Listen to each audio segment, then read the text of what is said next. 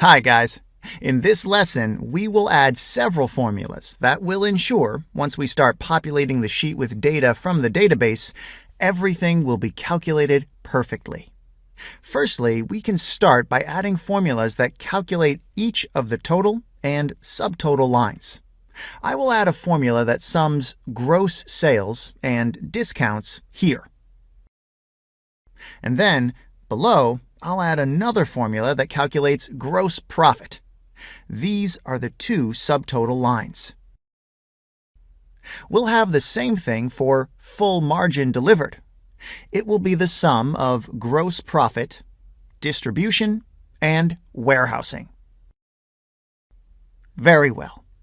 Now I'll copy these formulas and use paste special formulas in order to paste them for 2016.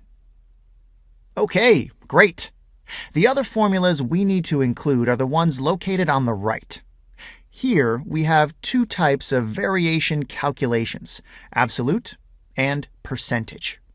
The absolute variation is just the simple difference between the value that was observed in 2016 minus the value in 2015.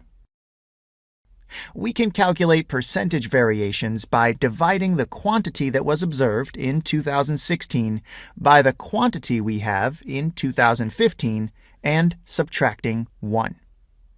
Good! Now we can paste the two formulas for the rest of the cells. The next step will be to include a few KPI ratios and prepare their formulas. For example, it will be interesting to see what percentage of net sales will be gross profit and FDM. Let's do that now. I'll type the formulas for these KPIs here. And when the numbers are included in the sheet, the two formulas will be calculated directly. This is how we perform a preliminary preparation of our report sheet. In our next lesson, we'll create a pivot table that is going to serve as a source for this report. That's all for now. Thank you for watching.